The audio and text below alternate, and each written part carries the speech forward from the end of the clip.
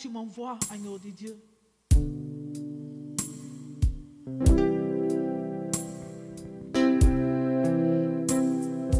Je suis prête, Seigneur, mon Dieu, mon roi, à ce que tu m'emmènes là où tu veux que j'aille. Ce matin, je suis à toi. Je me livre totalement à toi. Et je te dis oui, oui et oui. Je dis oui, oui, oui. Je dis oui, oui, oui. Je dis oui, Seigneur. Je dis oui, Seigneur. Je dis oui, oui, oui. Je dis oui, oui, oui. Je dis oui à ton appel. Je dis oui, oui, oui. Je dis oui, Seigneur. Je dis oui, Seigneur. Je dis oui, oui, oui. I say yes, yes, yes. I say yes, yes, yes. I say yes, Lord. I say yes, Lord. I say yes,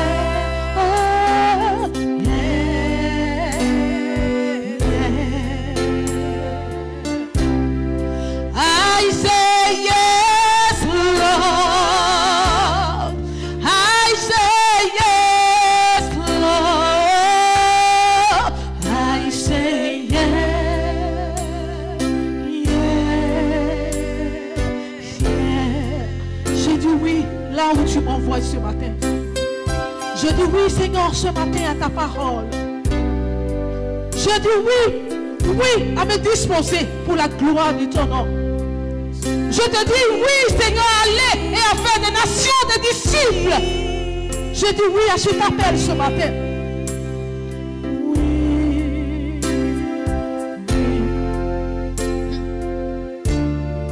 je dis oui, Seigneur.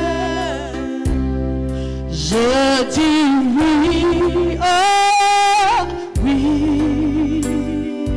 oui. Je dis oui, Seigneur. Je dis oui,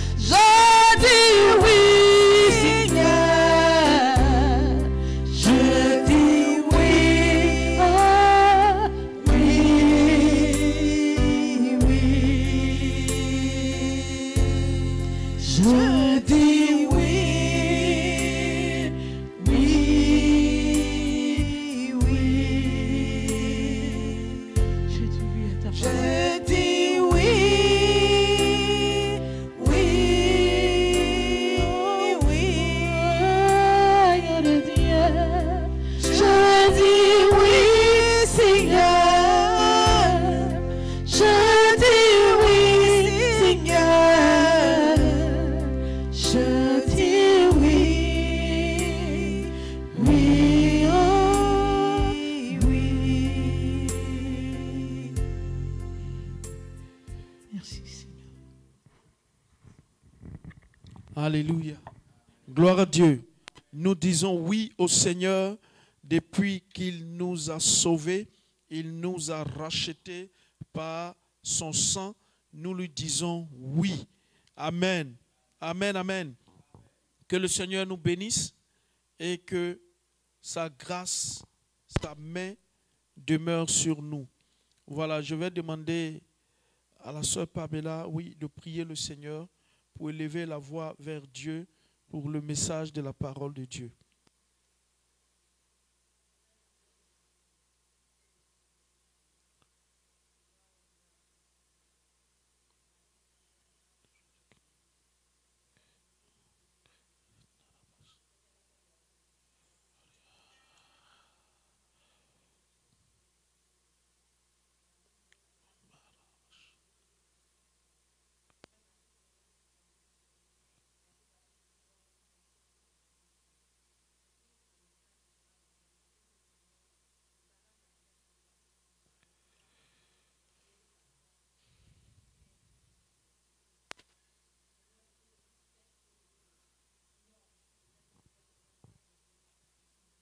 Au nom de Jésus.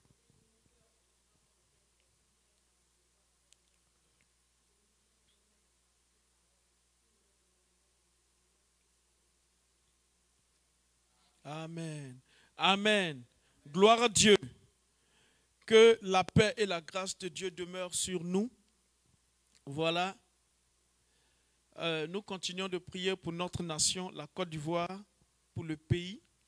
Et je crois que c'est la prière qui peut stabiliser réellement un pays. Les autres choses suivent. Voilà. Mais nous demandons au Seigneur, parce que c'est le Seigneur qui connaît le cœur des rois. C'est lui qui connaît le cœur réellement du peuple. Amen. Et c'est la prière qui peut changer les choses. Parce que si nous ne prions pas, quand je dis que si nous ne prions pas, si nous ne persévérons pas, c'est vrai que nous prions, mais il faut que nous persévérons dans la prière. Amen. Aujourd'hui, bien-aimés, je voudrais aborder avec vous la question de la justification par la foi et non par les œuvres, qui est un thème très important qui doit nous permettre de comprendre assez de choses dans la parole de Dieu. Amen, amen. Qui a envoyé sa Bible? Nous allons beaucoup lire. Voilà. Bon, les Bibles électroniques. Ah, Bible électronique. Bible papier. Bible papier. Papier. Bible papier. Bon, elle, actuellement, c'est le bébé qui a la Bible actuellement. Hein? Amen. Gloire à Dieu. Voilà. La justification, je voudrais que nous puissions lire dans 1 Corinthiens 1, verset 30. Il est dit, « Or, c'est par lui que vous êtes en Jésus-Christ. » C'est par lui que vous êtes en Jésus-Christ, lequel de par Dieu a été fait pour nous sagesse, justice et sanctification et rédemption. Or, c'est par lui que vous êtes en Jésus-Christ, lequel de par Dieu a été fait pour nous sagesse, justice et sanctification et rédemption. Bien-aimés, comme je vous l'ai dit, nous allons toucher la justification. Mais avant de rentrer dans le vif du sujet, je voudrais que nous puissions voir dans un premier temps c'est quoi la justification. Quelque part, il est dit dans la définition, épargnons-nous des mots grecs, c'est l'action de Dieu déclarant l'homme libre de culpabilité et est acceptable par lui. Amen.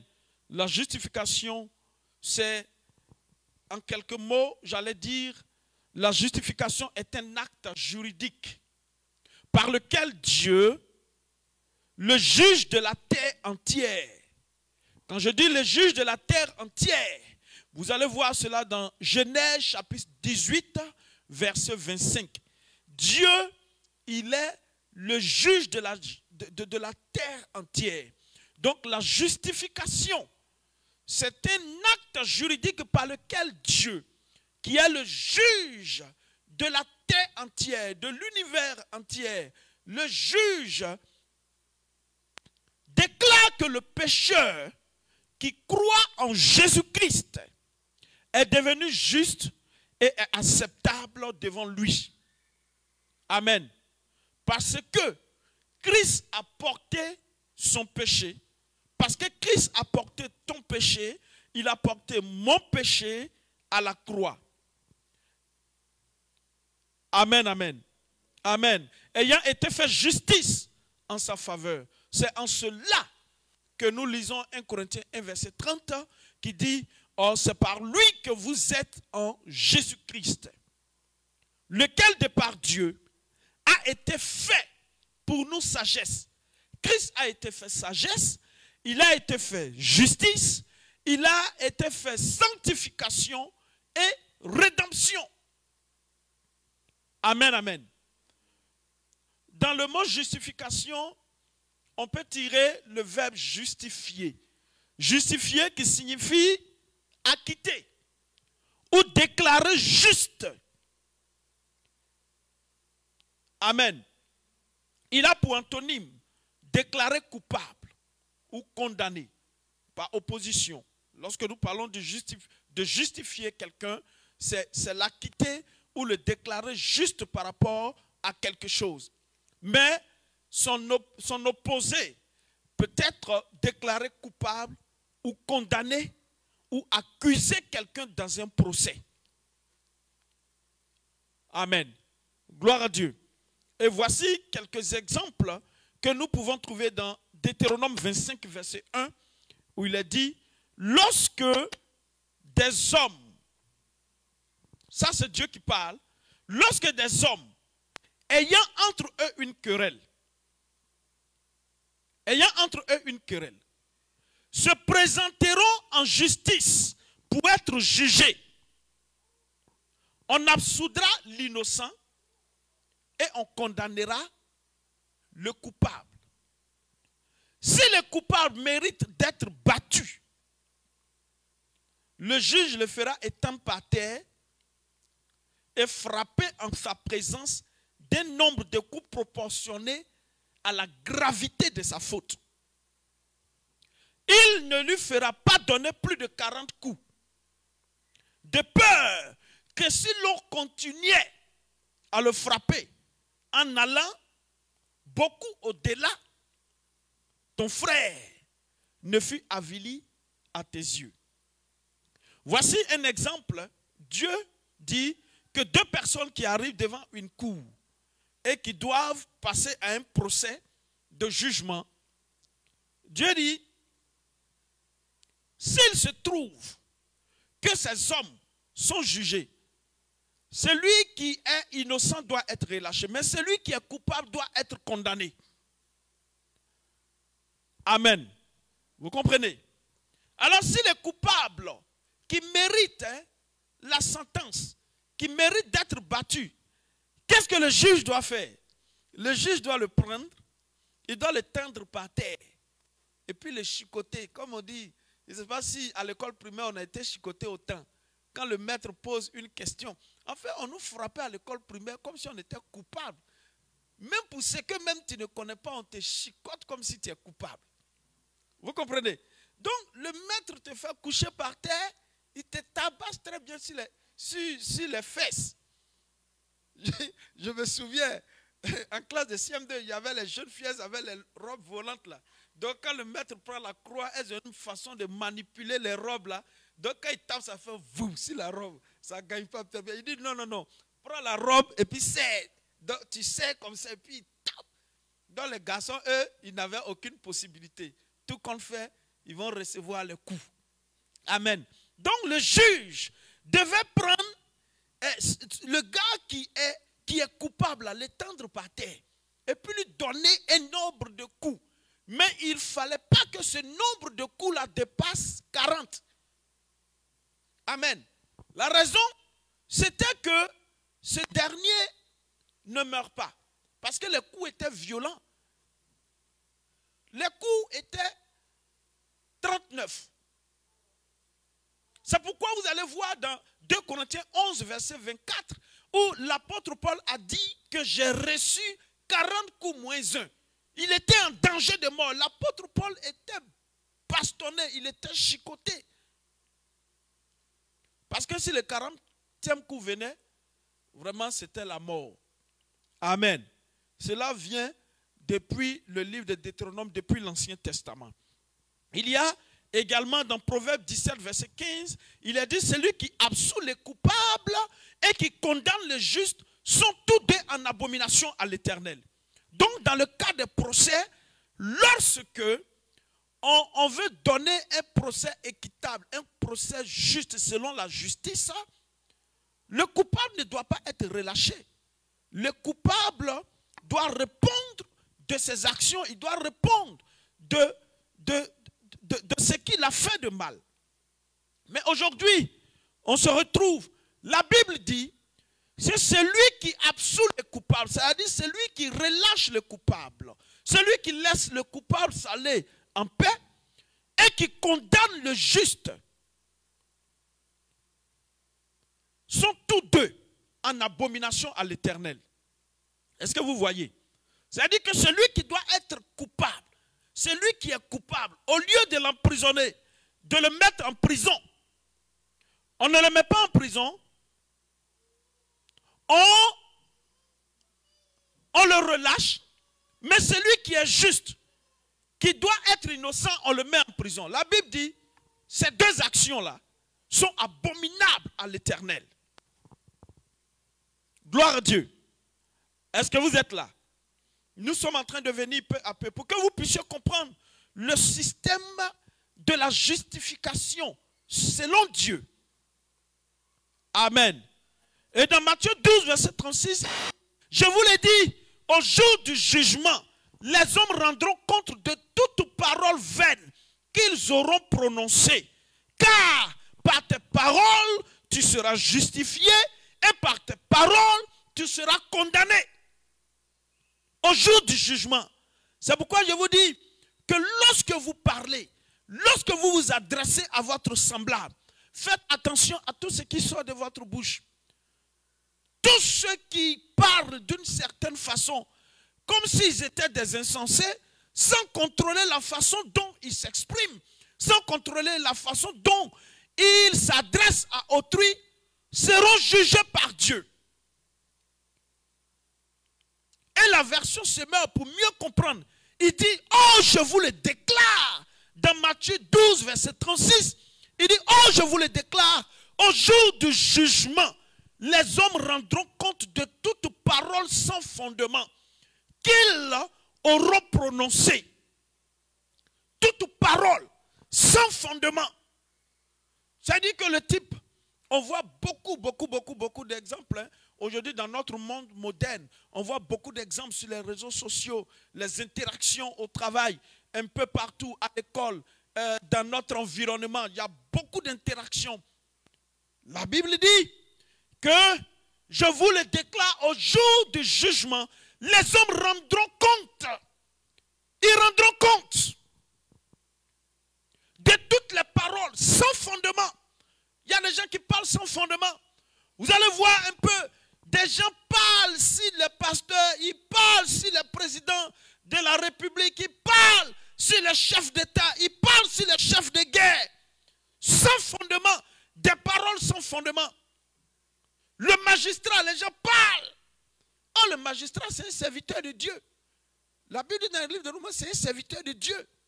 Comme un pasteur qui est un serviteur de Dieu. Les gens parlent sans fondement. C'est vrai, il y a des choses qui peuvent être avec des fondements. Mais quand nous n'avons pas de fondement, évitons de parler. Amen. Alors il dit, les gens rendront compte. En effet, c'est en fonction de tes propres paroles que tu seras déclaré juste. C'est-à-dire, c'est en fonction de ce que tu as dit là, c'est en fonction de ce que tu as déclaré, que tu seras déclaré juste ou tu seras condamné. Parce que même l'évangile, quand il est annoncé à quelqu'un, pour qu'on puisse l'accepter ou dire, j'accepte cet évangile, on déclare quelque chose. Amen. On dit oui. On confesse le nom de Jésus. Donc c'est en confessant ce qui est sorti de ta bouche là, c'est ce que Dieu va prendre pour te justifier. Gloire à Dieu. Qui accusera les élus de Dieu? C'est Dieu qui justifie, bien-aimé. C'est Dieu qui justifie. Rien d'autre. Dieu justifie. Alors le premier point que je voudrais que nous puissions voir, c'est Dieu qui est législateur et juge. Lorsque nous parlons de la justification, nous sommes en train de cadrer quelque chose. C'est-à-dire que Dieu qui est législateur, c'est-à-dire qui est juriste, et il est juge. Dieu est le juge de tous les peuples. C'est lui qui juge toute la terre. C'est lui qui juge tous les pays. Dieu est législateur et juge. Dieu se présente en effet comme législateur et juge. Dès la création, il a donné la loi à l'homme, assortie d'un article pénal, prévoyant la mort pour les transgresseurs. Et vous allez voir dans Genèse chapitre 2, versets 16 à 17, Dieu a déclaré certaines choses à l'homme. Alors il a dit, l'Éternel Dieu donna cet ordre à l'homme, tu pourras manger de tous les arbres du jardin. Mais tu ne mangeras pas de l'arbre de la connaissance du bien et du mal. Il dit, tu ne mangeras pas de l'arbre de la connaissance du bien et du mal. Car le jour, parce qu'il y a l'arbre de vie. Il y a l'arbre de vie et puis il y a l'arbre de la connaissance du bien et du mal.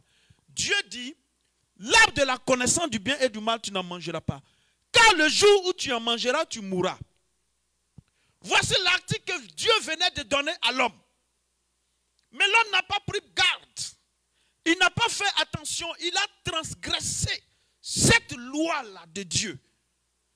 Et à partir de cette transgression, le verdict de la condamnation a été prononcé par Dieu. Dans Genèse chapitre 3, versets 15 à 17. Il a dit ceci. Dieu déclare, je mettrai inimitié entre toi et la femme, entre ta postérité et sa postérité. Celle-ci t'écrasera la tête et tu lui blesseras le talon. Il dit à la femme, j'augmenterai la souffrance de tes grossesses. Tu enfanteras avec douleur et tes désirs se porteront vers ton mari, mais il dominera sur toi. Il dit à l'homme, puisque tu as écouté la voix de la femme et que tu as mangé de l'arbre au sujet duquel je t'avais donné cet ordre, tu n'en mangeras point. Le sol sera maudit à cause de toi et c'est à force de peine. C'est à force de peine. Tu en tireras ta nourriture tous les jours de ta vie. Amen, amen. Gloire à Dieu. Alors, lorsqu'il conclut alliance, Dieu a fait cette déclaration. Il a prononcé son verdict. Après que l'homme ait transgressé la loi. Maintenant, Dieu, il vient conclure une alliance avec Israël. Il lui donne sa loi qui est assortie de sanctions. Dans Exode chapitre 20, qui parle des 10 commandements, dont nous n'aurons pas le temps de lire, dans Lévitique 26 et Deutéronome 28. Puis on le voit exercer ses jugements en exécutant ses sanctions tout au long de l'histoire d'Israël. Comme d'ailleurs nous, tout au long de notre vie chrétienne sur la terre, de notre vie avec Dieu. Si nous commettons souvent certaines erreurs, Dieu peut nous ramener sur la voie droite, si nous le voulons bien, comme il a fait pour le peuple d'Israël. Mais Israël n'est pas à cet égard qu'un cas particulier. Israël n'est qu'un cas particulier. Pourquoi? Car Dieu est le juge de toute la terre, comme je vous l'ai dit depuis le début. Et les prophètes prononcent en son nom des oracles de jugement contre toutes les nations. Les prophètes insistent sur le fait que Dieu tient des comptes et ne laisse pas le péché impuni. Et vous allez voir que Dieu ne laisse pas le péché impuni dans Osée chapitre 8, verset 13 et dans Amos chapitre 8, verset 7. L'idée d'un jugement par la suite par la suite de la résurrection est préétabli, est présupposé par Daniel, dans Daniel chapitre 12, verset 2. Il est dit ceci: plusieurs de ceux qui dorment dans la poussière de la terre se réveilleront, les uns pour la vie éternelle et les autres pour l'opprobre, les autres pour la honte, les autres pour le châtiment éternel. Pour être ensuite, ce concept va être ensuite développé dans le Nouveau Testament, qui reprend parfois l'image du procès. Et vous allez voir dans Matthieu chapitre 25, verset 31 à 46. Ça y est. Dans Romains 2, verset 3 à 12. Et dans 2 Thessaloniciens 1, verset 6. Apocalypse 20, verset 11. Selon ce texte, bien-aimés, la Bible dit, il y a deux issues possibles pour les individus. Il y a deux voies possibles. Il y a deux destinées possibles. La première, c'est la vie éternelle. Et la deuxième, c'est le châtiment éternel. Il est donc clair que lorsque nous parlons de justification, il est donc clair que la relation entre l'homme et Dieu, dans ce cadre que nous parlons, a un aspect juridique. Amen. Gloire à Dieu. Lorsque nous parlons de justification, dans ce sens-là, dans ce cadre-là, la relation qui te lie entre toi et Dieu, c'est une relation juridique. Tu respectes la loi de Dieu, la vie éternelle sera sur ta route. Tu t'en fous de la loi de Dieu, l'opprobre éternel, le châtiment éternel sera également sur ta route. Amen. La justification est un verdict que Dieu porte sur l'homme. Pas sur les anges déchus, pas sur les démons, pas sur les arbres, mais sur l'homme. Amen. Gloire à Dieu.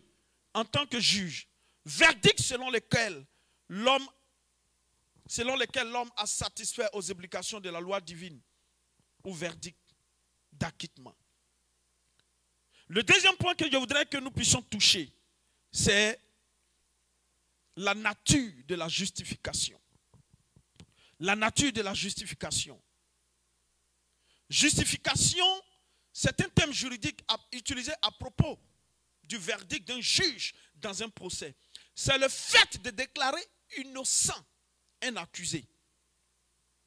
La justification est l'acte de Dieu par lequel il pardonne les péchés du croyant en le considérant comme juste. Et ceci gratuitement par sa grâce, au moyen de sa foi en Christ. Non à cause de ses bonnes œuvres, mais à cause de la rédemption que Jésus a obtenue en sa faveur. Amen.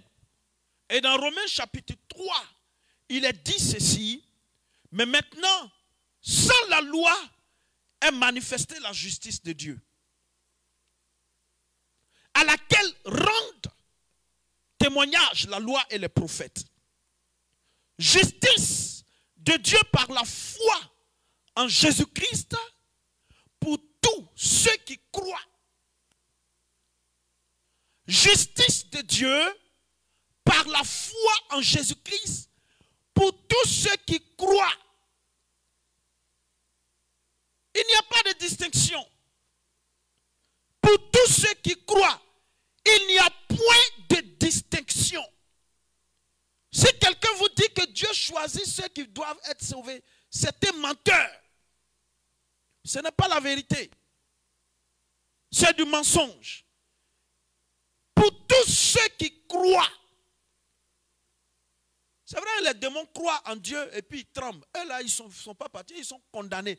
Parce que le feu là, il a été préparé pour le diable et ses anges. Les hommes, le feu n'a pas été préparé pour les hommes.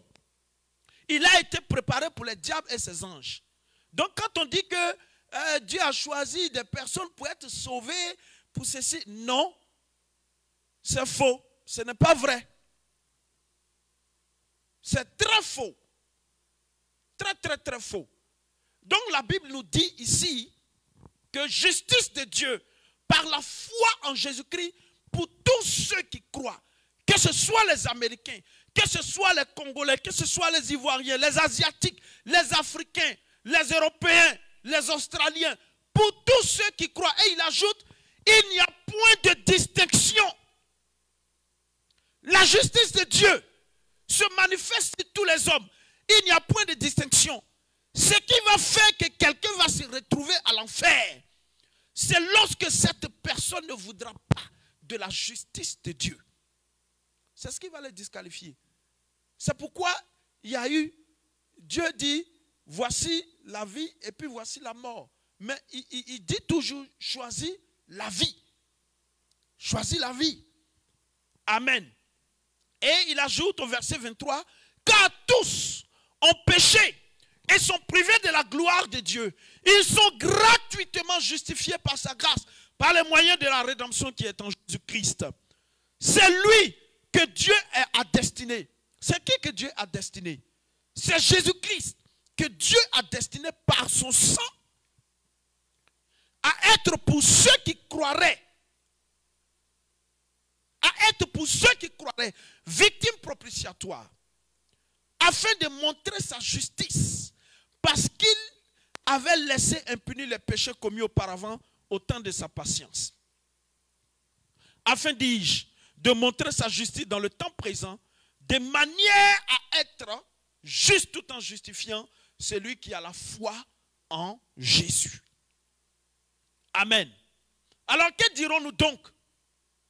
Qu'Abraham, notre père, a obtenu selon la chair. Si Abraham a été justifié par les œuvres, il a sujet de se glorifier. Lorsque nous parlons de la justification, c'est en Jésus-Christ que nous pouvons être justifiés et obtenir le salut. Mais nous voyons dans Romains 4, verset 1, que qu'est-ce que nous allons dire? Abraham, il a été justifié par les œuvres. Mais si Abraham a été justifié par les œuvres, il a besoin de se glorifier. Il peut se glorifier. Mais non devant Dieu. Parce que devant Dieu, nulle chair ne sera justifiée par les œuvres. Amen. Amen. Si Abraham a été justifié par les œuvres, il a sujet de se glorifier, mais non devant Dieu.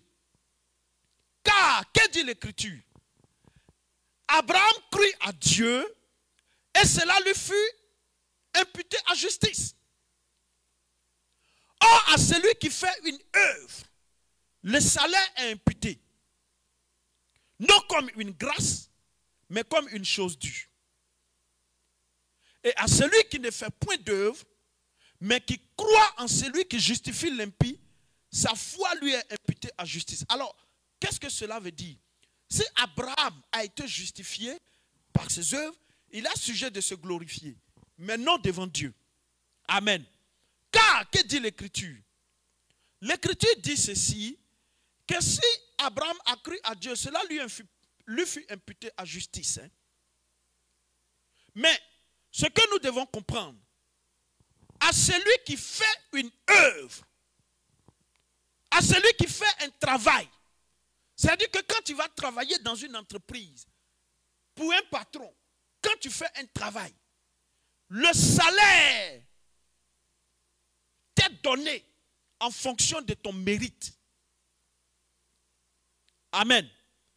C'est pourquoi il dit, à celui qui fait une œuvre, le salaire lui est imputé, non comme une grâce.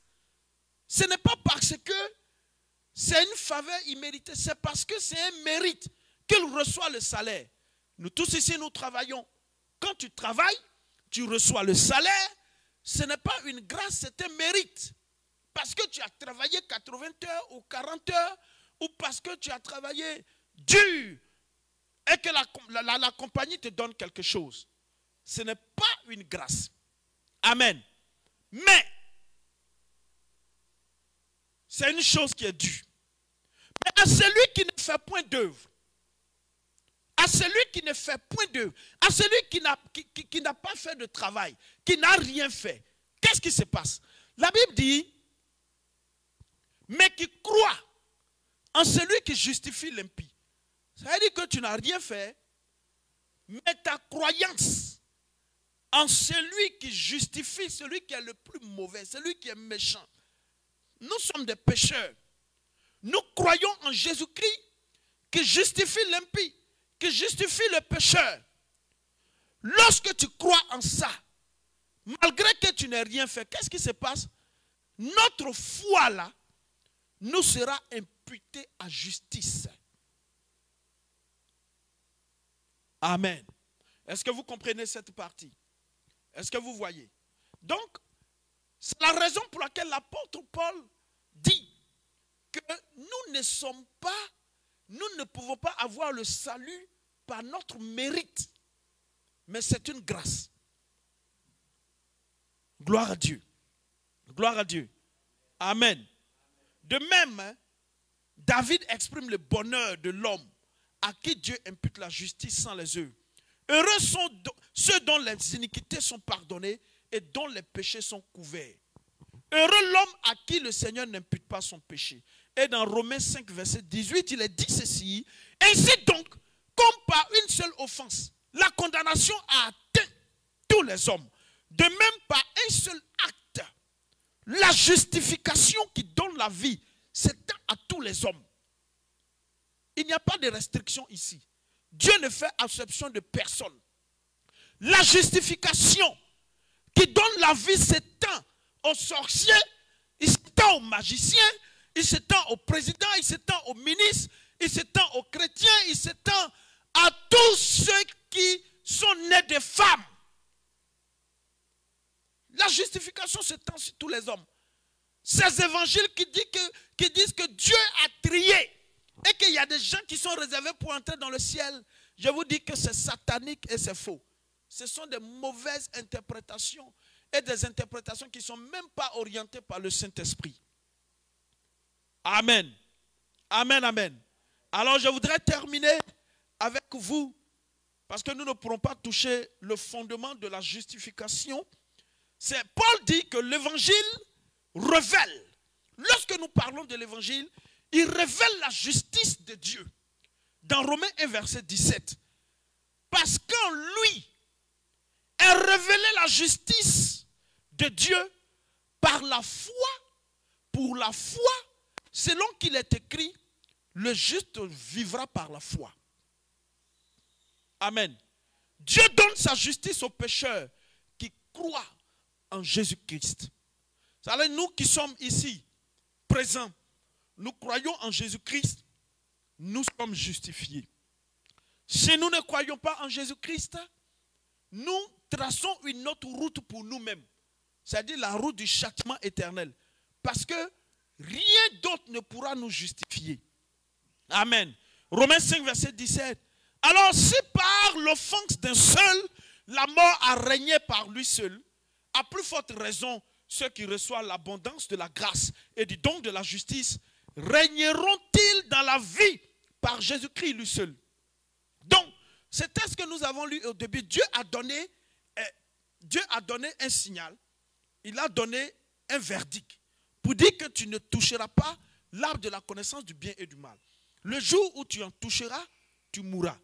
Dès l'instant que l'homme a mangé par un seul homme, la mort est entrée dans la vie. La mort est entrée dans l'humanité. De cette même façon que la mort a touché tout le monde entier par un seul être, la Bible nous déclare que c'est de cette même façon que la vie peut atteindre tous les hommes par un seul être également qui est Jésus-Christ. Amen, amen. Ce sont des choses que nous devons comprendre pour ne pas nous laisser troubler par quoi que ce soit sur des questions du baptême, pour dire on baptise au nom de Jésus, on ne baptise pas au nom du Père, du Fils, du Saint-Esprit. Ce sont des mensonges. Les gens n'ont qu'à bien lire la Bible et puis demander au Saint-Esprit. Jésus a donné cet ordre formel dans Matthieu 28, verset 19. quand il était dans les eaux, Dieu le Père a parlé. Celui-ci est mon fils bien-aimé, en qui j'ai mis toute mon affection. Le Saint-Esprit est descendu sur lui. Et qu'est-ce que le baptême en fait signifie? Quand on te plonge, c'est l'image de la mort et de la résurrection. Jésus-Christ a été ressuscité par la puissance du Saint-Esprit. Donc au niveau des eaux de baptême, lorsque nous sommes plongés dans l'eau, nous sommes morts au péché et nous ressuscitons, pas par nous-mêmes, mais par la puissance de Jésus-Christ, du Saint-Esprit, qu'il a envoyé lorsqu'il est monté au ciel. Amen, amen. Gloire à Dieu. Alors que le Seigneur puisse nous aider. Il a dit ceci: ainsi donc, comme par une seule offense, la condamnation a atteint tous les hommes, de même par un seul acte de justice. Par un seul acte de justice, la justification qui donne la vie s'étend à tous les hommes. Car comme par la désobéissance d'un seul homme, beaucoup ont été rendus pécheurs. Par la désobéissance d'un seul homme, beaucoup ont été rendus pécheurs. De même par l'obéissance d'un seul, beaucoup seront rendus justes. Dieu fait ici preuve d'équité, à la fois en jugeant les pécheurs et en leur accordant le salut par un moyen qui satisfait son exigence de justice. Je vais m'arrêter là. Et ce qui satisfait l'exigence de justice de Dieu, c'est Christ. C'est Christ qui peut nous justifier. Nos œuvres ne peuvent pas nous justifier. Ne mettons jamais cela en tête, que notre argent peut faire qu'on peut avoir le salut. Non. Nos œuvres ou donner quelque chose à un homme de Dieu peut nous donner le salut. Non. Ce sont des choses qui peuvent contribuer à notre récompense devant Dieu, mais pas pour entrer dans le ciel. Ce qui peut nous faire entrer dans le ciel, c'est notre croyance et notre acceptation en la personne de Jésus-Christ de Nazareth. Amen, amen. Nous toucherons certainement une autre fois le fondement de la justification et puis les moyens de la justification. Mais aujourd'hui, je voudrais m'arrêter pour dire que par l'Éternel seront justifiés et glorifiés tous les descendants d'Israël. Donc nous tous, les chrétiens, nous tous les enfants de Dieu, nous serons justifiés par l'Éternel. Alors celui qui me justifie est proche. Qui disputera contre moi? Jésus-Christ est proche. C'est lui qui va nous justifier. Dans Ésaïe 50, verset 8, celui qui nous justifie est proche. Jésus est proche. Amen. Amen, amen. Gloire à Dieu. Alors, à cause du travail de son âme, il rassasiera ses regards. Par sa connaissance, mon serviteur juste justifiera beaucoup d'hommes. Jésus-Christ est en train de justifier beaucoup d'hommes. Tous ceux qui croient en lui. Le message que nous prêchons dans les pays. Aujourd'hui, les musulmans, il y a beaucoup qui sont en train d'être justifiés. Il y a beaucoup qui sont en train de rentrer dans la véritable voie de Jésus-Christ. Amen. Amen. Alors, comprenons, dans Romains 4, 25, lequel a été livré pour nos offenses et est ressuscité pour notre justification. Car Christ est la fin de la loi pour la justification de ceux qui croient. Alors, enfin, dans Galates 5, verset 4, il est dit, vous êtes séparés de Christ, vous qui cherchez la justification dans la loi. Vous êtes déchus de la grâce. Amen. Amen.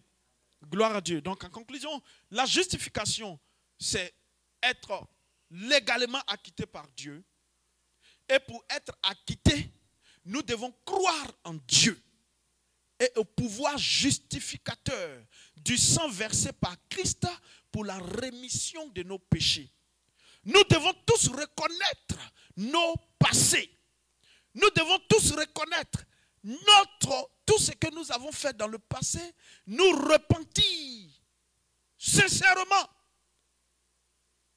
nous faire baptiser pour la rémission de nos péchés et croire que nos transgressions sont pardonnées. Nous devons ensuite nous engager à vivre en conformité à la volonté divine, en conformité à la parole de Dieu, telle qu'elle est révélée dans la Bible, telle qu'elle est révélée dans la parole de Dieu. C'est cela en somme, la justification. Amen, amen. Et c'est pourquoi il importe que nous soyons justifiés par Dieu si nous voulons un jour être justifiés, si nous voulons, un jour être sauvés. Parce que c'est Christ qui va se mettre au milieu et qui va dire, toi, viens à droite, toi, va à gauche. Parce qu'il y a des textes que nous n'avons pas lus à cause du temps. Que le Seigneur vous bénisse. Nous allons nous tenir debout et prier et demander au Seigneur de nous aider à comprendre encore ces choses. Il y a également, certainement, quand nous sommes en train de faire ceci, nous balançons cela aussi en ligne. Il y a certains qui pourront visualiser cela en ligne. Sachez que Jésus-Christ est celui qui justifie. Jésus-Christ est le justificateur. Ton argent ne peut pas te justifier. Ta compétence ne peut pas te justifier. Tes nombreux amis, même ils n'ont qu'à être 2 milliards de pasteurs ne peuvent pas te justifier. 2 milliards de prêtres ne peuvent pas te justifier. 2 milliards d'imams ne peuvent pas te justifier. La seule personne qui peut te justifier, c'est Jésus-Christ de Nazareth. Amen, amen. Est-ce que nous pouvons prier ensemble, élever la voix vers Dieu au nom de Jésus? Seigneur, notre Père et notre Dieu, je prie, toi qui es le Dieu de toute puissance, le Dieu de vérité, le Dieu qui règne au-dessus de toutes choses, le Dieu en qui il n'y a point d'ombre de variation. Je te prie dans ta grâce et dans ta miséricorde, ô Dieu, pour cet enseignement que nous avons entendu, que nous avons reçu. Seigneur, nous croyons que nous sommes justifiés par la foi en Jésus-Christ et non par nos œuvres. Seigneur, malgré que, oh Dieu, j'ai pu survoler, je crois que ce message peut avoir son effet dans la vie des hommes, peut changer la vie de quelqu'un, peut changer l'esprit de quelqu'un. Que ton nom soit béni. Fortifie ton peuple ici présent et fortifie, oh Dieu Tout-Puissant, ton Église, dans le nom de Jésus-Christ de Nazareth. Merci Seigneur pour ta grâce et pour ta miséricorde. Amen. Amen. Alors que le Seigneur nous bénisse et que sa vie demeure sur nous. Continuons de prier pour notre nation,